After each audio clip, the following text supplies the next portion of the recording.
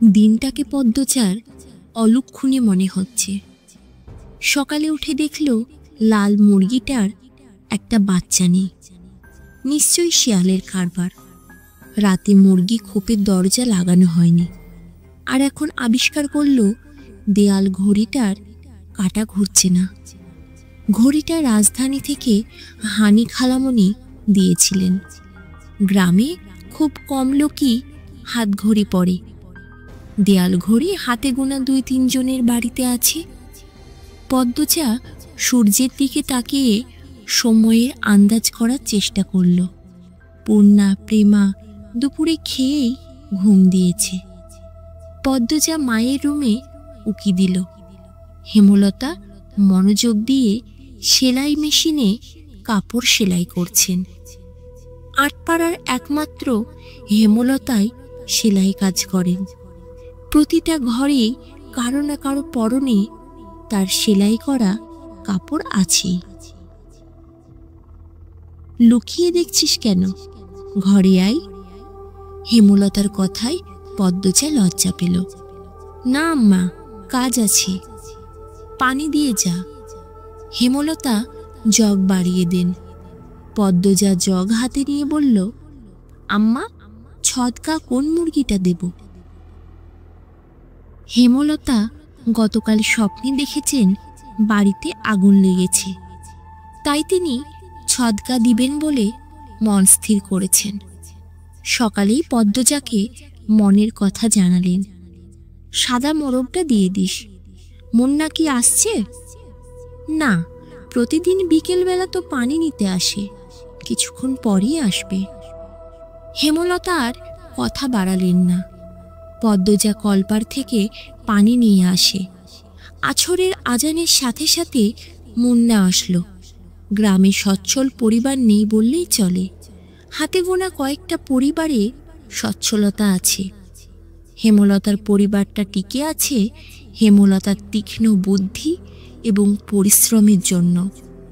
পুরো আটপাড়ার টিউবওয়েলের মাত্র 5টা। পদ্মজাদের টিউবওয়েল থেকে পানি নিতে প্রতিদিন অনেকেই আসে। তার মধ্যে নিয়মিত একজন মুন্না। 10 বছরের একটা ছেলে। মা নেই, বাবা পঙ্গু। সদরে বসে ভিক্ষা করে। পদ্মজা মোরগ নিয়ে কলপাড়ে এসে দেখে মুন্না নেই। একটু সামনে হেঁটে এসে ঘাটে মুন্নাকে দেখতে পেল। ডাকল, মুন্না। মুন্না ফিরে তাকায়। পদ্মজার হাতে সাদা মোরগ দেখে মুন্না খুব খুশি হয়। পদ্মজা না বললেও বুঝে যায় ছদকা পাবে আজ। মুন্না এগিয়ে আসলো, দাঁত কেলিয়ে হাসল। হাসিস কেন? নে মোরগ, তোর আব্বাকে নিয়ে খাবি। মুন্না যে খুব খুশি হয় তা দেখেই বোঝা গেল। খুশিতে গদগদ হয়ে মোরগটাকে জড়িয়ে ধরল। পদ্মজার ঠোঁট দুটি নিজেদের শক্তিতে, প্রশান্তির হাসিতে মেতে উঠল। কি সুন্দর মুন্নার হাসি। পদ্মজা বলল, খুব খুশি? হ্যাঁ। দোয়া করবি আমরা যেন ভালো থাকি। করবাম আপা। আচার খাবি মুন্না? হ, খাইবাম। পদ্মজা আবার হাসল। মুন্না পেটুক, খাওয়ার কথা শুনলেই চোখ চকচক করে ওঠে। পদ্মজা আচার নিয়ে আসে। মুন্নার সাথে বসে আরাম করে খায়। মুন্না একটু একটু করে খেতে খেতে বলল, আপা, তুমি খুব ভালা। তাই? হ, বড় হইয়া তোমারে বিয়ে করবাম আমি। পদ্মজা বিষম খেল। দ্রুত এদিক ওদিক তাকিয়ে দেখল কেউ শুনল নাকি। বিয়ে তার কাছে খুব লজ্জাজনক শব্দ। বিয়ে নামটা শুনলেই লজ্জায় লাল টুকটুকে হয়ে যায়। ফিসফিসিয়ে মুন্নাকে জিজ্ঞাসা করল, বিয়ের কথা কোথায় শিখলি? আব্বা কইছে। আর বলবি না এসব, যা বাড়িতে যা। পদ্মজা তড়িঘড়ি করে বাড়ির ভেতর চলে যায়। রান্নাঘরে ঢুকে দেখল হেমলতা রান্নার প্রস্তুতি নিচ্ছেন। সন্ধ্যার পর বিদ্যুৎ থাকে না। হ্যারিকেন জ্বালিয়ে রান্না করতে হয়। প্রতিদিন ঘরে একটা হ্যারিকেন আর রান্নাঘরে একটা হ্যারিকেন জ্বালানো অনেক খরচের ব্যাপার। তাই তিনি বিকেলে রাতের রান্না সেরে ফেলেন। আম্মা, আমি রাঁধি? লাগবে না, সাহায্য কর শুধু। পদ্মজা চোখ ঘুরিয়ে দেখল কি কাজ করা যায়। কোনো সাহায্যের প্রয়োজন নেই। হেমলতা নির্বিকার ভঙ্গিতে বললেন, লাউ নিয়ে আয়। ছিঁড়ে আনবো না লাহিড়ি ঘরে আছে? লাহিড়ি ঘরে লাউ নাই। পদ্মজা মায়ের আদেশ পেয়ে যেন চাঁদ পেয়েছে এমন ভাব ধরে দ্রুত ছুটে যায় লাউ আনতে। লাউ, বরবটি, ঢ্যাঁড়স, কাঁকরোল, করলা, চিচিঙ্গা, পটল, ঝিঙ্গা ইত্যাদি সব রকমের সবজির মেলা বাড়ির চারপাশ ঘিরে। পদ্মজা সাবধানে ঘাসের ওপর দিয়ে লাউ গাছের দিকে এগোয়। বর্ষাকাল হওয়াতে জোকের উপদ্রব বেড়েছে। জোকের ভয় অবশ্য তার নেই। হেমলতা পদ্মজার যাওয়ার পানে ঝিম মেরে কতক্ষণ তাকিয়ে থাকেন। মেয়েটাকে দেখলে তার মন বিষণ্ণতায় ভরে ওঠে। পদ্মজার চুল দেখলে মনে হয় এই সুন্দর ঘন কালো রেশমি চুল পদ্মজার এক একটা কাল রাত। পদ্মজার ছিমছাম গড়নের দুধে আলতা দেহের অবয়ব দেখলে মনে হয় এই দেহ পদ্মজার যন্ত্রণা, এই দেহ ধ্বংস হবে। পদ্মজার ওষ্ঠদয়ের নিচে স্থির হয়ে থাকা কালো সূক্ষ্ম তিল দেখলে মনে হয় এই তিল পদ্মজার এক জীবনের কান্নার কারণ। হেমলতা পদ্মজার রূপের বাহার নিতে পারেন না। কেন কৃষ্ণকলির ঘরে ভুবন মোহিনী রূপসীর জন্ম হলো? জন্ম, মৃত্যু, বিয়ে কারো হাতে থাকে না। যদি থাকতো, হেমলতা মোর্শেদকে বিয়ে করতেন না এবং পদ্মজার মতো রূপসীর জন্ম দিতেন না। আল্লাহর কাছে রূপসী মেয়ে ভুলেও চাইতেন না। হেমলতার বুক চিরে দীর্ঘশ্বাস বেরিয়ে এলো। আজ শুক্রবার, স্কুল নেই। ফজরের নামাজ পড়ে 3 বোন পড়তে বসেছে। প্রেমা নামাজ পড়তে চায় না, ঘুমাতে চায়। হেমলতার মারের ভয়ে নামাজ পড়ে। সে ঝিমুচ্ছে আর পড়ছে। তা দেখে পদ্মজা আর পূর্ণা ঠোঁট টিপে হাসছে। হেমলতা বিরক্ত হন। প্রেমার তো পড়া হচ্ছেই না, সেই সাথে পদ্মজা পূর্ণার মনোযোগ নষ্ট হচ্ছে। তিনি কর্কশ কণ্ঠে ধমকে উঠলেন, প্রেমা, ঘুমোচ্ছিস কেন? ঠিক হয়ে পড়। প্রেমা সচকিত হলো। চট করে চোখ খুলে ভয়ে তাড়াতাড়ি পড়া শুরু করল। হেমলতা কিছুক্ষণ পর স্বাভাবিক গলায় বললেন, পড়তে হবে না, ঘরে গিয়ে ঘুমা। প্রেমা একটু অবাক হলো, পরে খুশি হয়ে ছুটে যায় ঘরে। পূর্ণা মুখ ভার করে ফেলল। তারও তো পড়তে ইচ্ছা করছে না, কিন্তু মা তো কখনো তাকে ছাড় দেয় না। হয়তো ছোটবেলায় ছাড় দিতেন, মনে নেই। সে আবার খুব দ্রুত সব ভুলে যায়।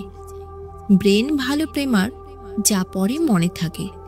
পূর্ণা খুব দ্রুত ভুলে যায়। পদ্মজার সব কিছুই স্বাভাবিক, শুধু রূপ বাদে। সূর্য ওঠার সাথে সাথে মোর্শেদ বাড়িতে ঢোকেন। হাতে ঝাঁকি জাল আর বড়শি, কাঁধে পাটের ব্যাগ ঝুলানো। ভোরে মাছ ধরতে গিয়েছিলেন। মোর্শেদ বাড়ি ফিরলে পূর্ণা আর প্রেমা অনেক খুশি হয়। মাছ খেতে পারে অনেক। অর্থের জন্য হেমলতা খুব কম মাছ আনেন। মোর্শেদ বাড়িতে যতদিন থাকেন ততদিন মাছের অভাব হয় না। মোর্শেদ বলার পূর্বেই পূর্ণা ও প্রেমা গামলা নিয়ে ছুটে আসে উঠানে। মোর্শেদ কাঁধের ব্যাগটা উল্টে ধরেন। পুঁটি, ট্যাংরা, পাবদা, চিংড়ি, মাছের ছড়াছড়ি। হেমলতা ভারী খুশি হন। পদ্মজা লতা দিয়ে চিংড়ি খেতে খুব পছন্দ করে, আর প্রেমা, পূর্ণা পছন্দ করে পাবদা মাছের ভুনা। মেয়েগুলো খুব খুশি হয়েছে মাছ দেখে। তিনি জানেন মোর্শেদ বাড়ি থেকে বের হতেই পদ্মজা ছুটে যাবে বাড়ির পিছনে লতা আনতে। হুনলতা, আমার আম্মারারে পাবদা ভুনা কইরা দিবা, সবজি টবজি দিয়া রান্না না। আব্বা, আপনি বাড়িতে থাকবেন, তাইলে তো প্রতিদিন মাছ খেতে পারি। মোর্শেদ আর চোখে পদ্মজাকে একবার দেখে তীক্ষ্ণ চোখে হেমলতার দিকে তাকান। এরপর পূর্ণাকে জবাব দিলেন, কোনো রকম অশান্তি না হইলে তো থাকবামি। গামছা নিয়ে তিনি কলপাড়ে চলে যান। পদ্মজার মুখটা ছোট হয়ে যায়।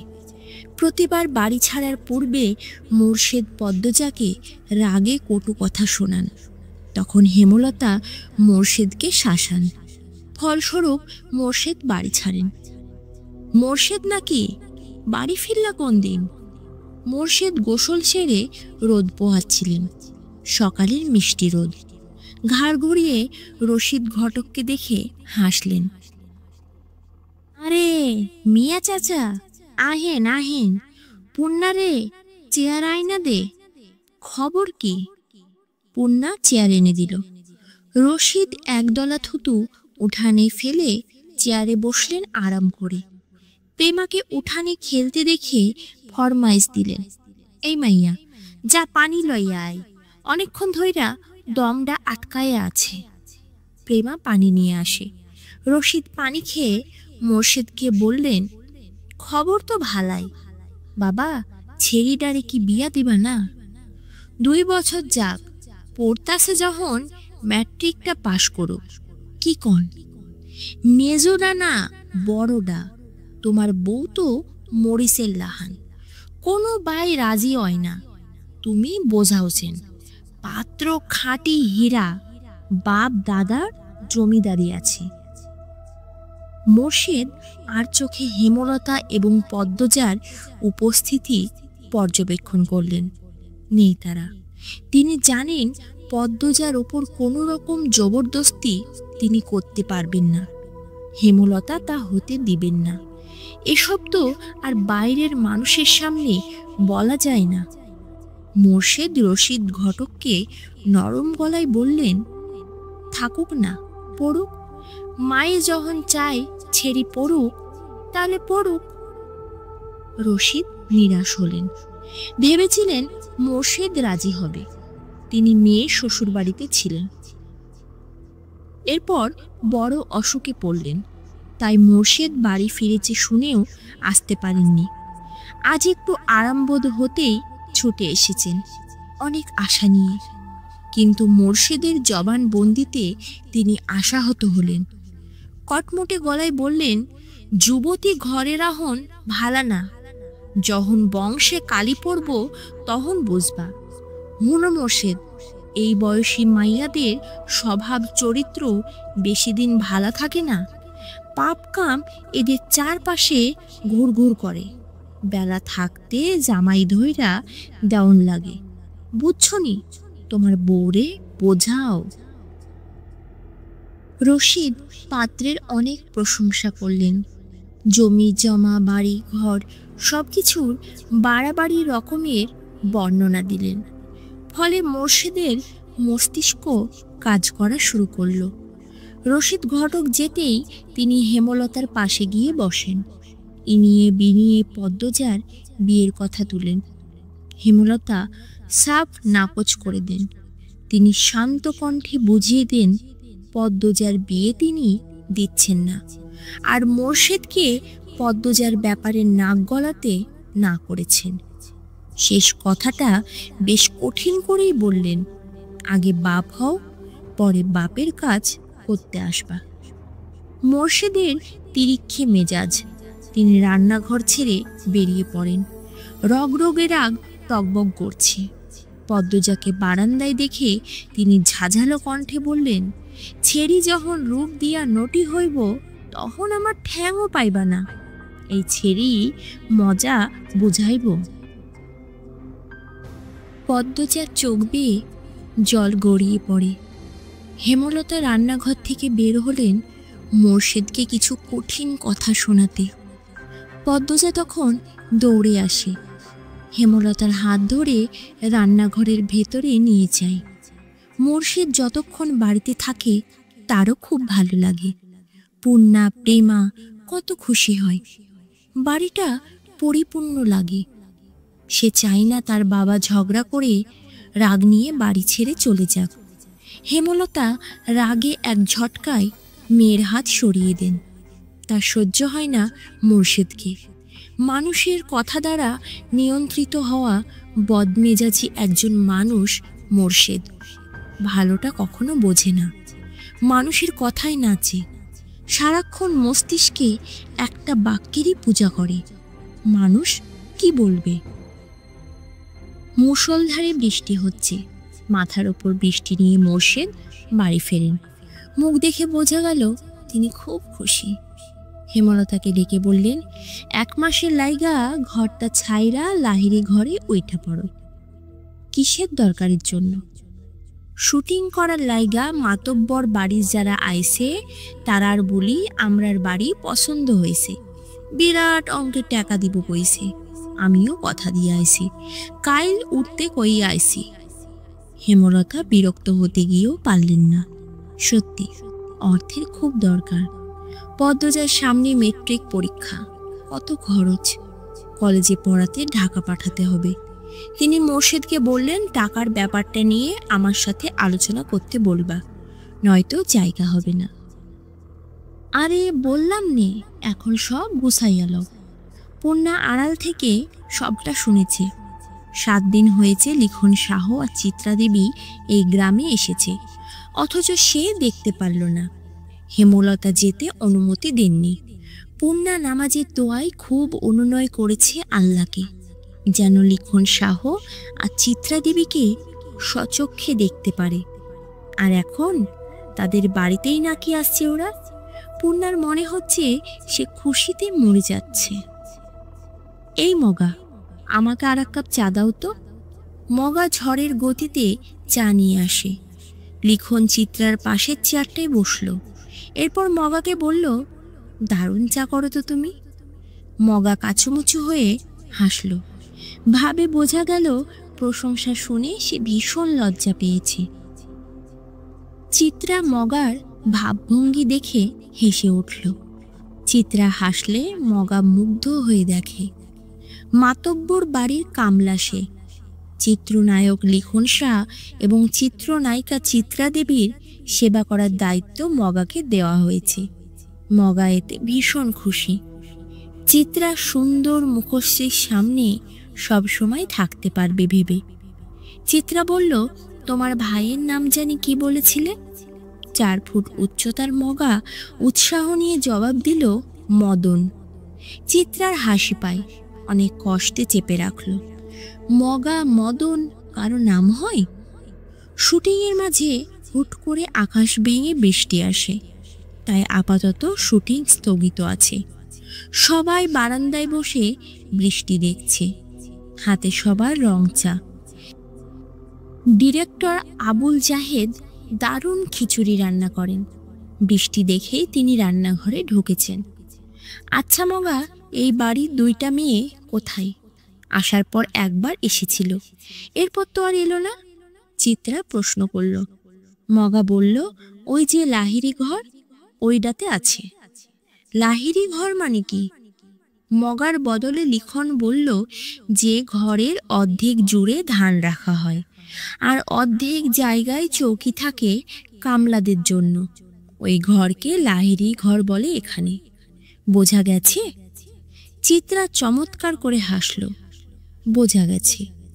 মগা, বৃষ্টি কমলে লাহিড়ি ঘরে যাব, ঠিক আছে? আচ্ছা আপা। এই লিখন, যাবা? ওই তো সামনেই, আলসেমি করো না। মগা হৈ হৈ করে উঠল, না না, ব্যাটা লইয়া যাওন যাইতো না, বাড়ির মালিকের মানা আছে। লিখন মগার না করার ভাব দেখে ভীষণ অবাক হলো। চিত্রা প্রশ্ন করল, মানা কেন? বাড়ির বড় সেরিডারি তো আপনারা দেখেন নাই, আগুন সুন্দরী। এই লিখন ভাইয়ের লাহান বিলাই চোখা, ছেড়িডারি স্কুল ছাড়া কোনো হানে যাইতে দেয় না। বাড়ি দিবার আগে কইয়া রাখছে লাহিড়ি ঘরে ব্যাঠা মানুষ না যাইতে। এই ছড়ি লইয়া বহুত কিচ্ছা আছে। চিত্রা বেশ কৌতূহল বোধ করল। লিখন তীক্ষ্ণ ঘোলা চোখে লাহিড়ী ঘরের দিকে তাকালো। 1.5 দিন হলো এখানে এসেছি। উঠানের শেষ মাথায় থাকা লাহিড়ী ঘরটা একবারও মনোযোগ দিয়ে দেখা হয়নি। সামনের দরজাটা বন্ধ। 2টো ছোট মেয়ে এসেছিল ঘরটার ডান পাশ দিয়ে।